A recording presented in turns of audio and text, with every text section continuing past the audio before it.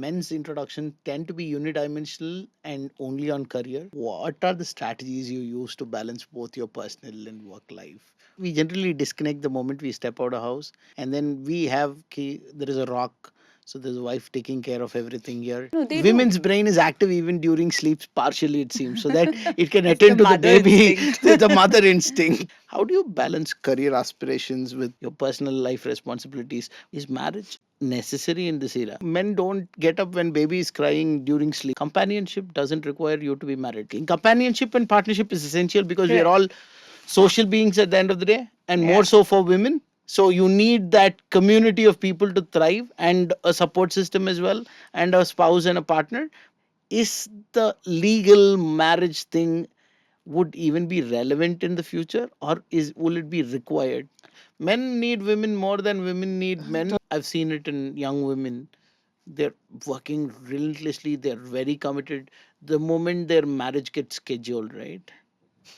Okay. Today they start planning what they want to wear, and then drop everything from a man's perspective, right? So usually men have a different yardstick for a wife and a different yardstick for their daughters. So Yeah. this is a commonality. It's a hypocrisy, but it is the reality. So when they get married, sab kuch tum sambhalo. And then once their daughter is born, then they want their daughter to be educated, want to be independent, want to be self-sustaining, and then a man is just a vanity. How much do you think the Cinderella syndrome, or avoiding that Cinderella syndrome in your career, helped you move ahead in your career, or how much does this affect people that you see?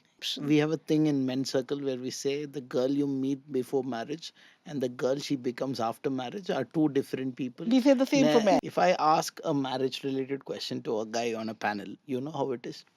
That's all. so, No, nothing so that's changes it. from That's the answer, and then they move on to the next one.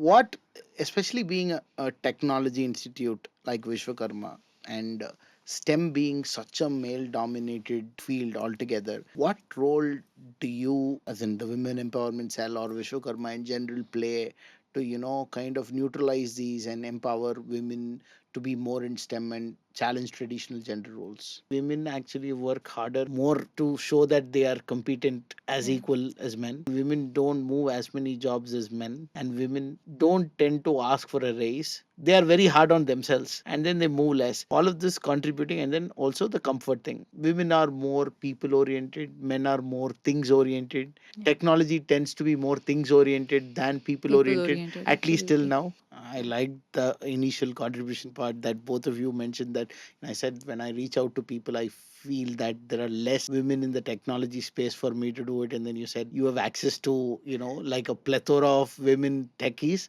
who are leading and making waves in this space. And is it time we move towards, like, say, a 9 to 3 3-day work week? A friend of mine is working in Salesforce. So for him, it's more like a value driven objective. Yeah. It's not whether you show up for 8 hours. It's like, this is the task that is given to you. This is the time that I've estimated it. If you're efficient, you can complete it faster. Well and good. Go ahead, do it. If you are not efficient, you need the full time. Go ahead with it. If you need a re-estimation, we'll do it. That is how it is. And no manager there is like, and then there is his manager sitting in the US calling him and like, it's been a month and a half. You have not taken any leaves. What happened to you? When are you taking your leaves? Team member of my friend who is online at 11:30. The US manager calls him, hey, that guy is at 11:30 working. Does he have any issues with working? Is he not able to complete something? Does he need our help? So that is the whole thing. Within the same organization, there are other people, More services traditional. background. Yeah.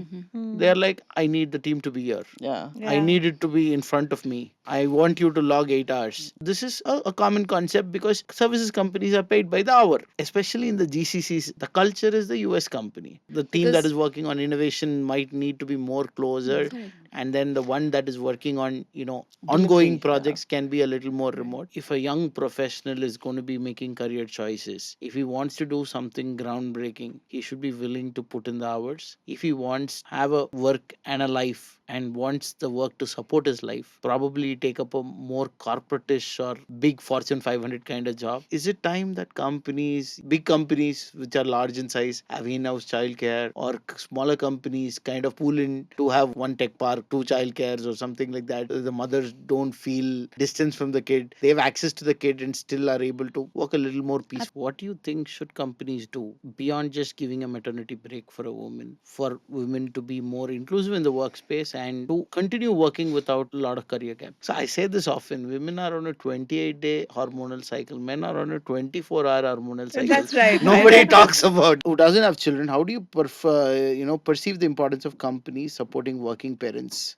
You have made certain life choices, which is the reason why you're here. You have avoided certain things, which is why you're here. Your partner is the most important decision in shaping your career. When marrying a woman, should she marry somebody who makes, like, say, 5x 10x her income, or should she marry somebody who makes at par plus or minus 20% with her income for her to progress in her career? In the US, egg freezing that tech companies offered, surrogacy, should that also be something that people should evaluate? When, if you have a toxic husband, you're an excellent person, no explanations required. Okay. Okay.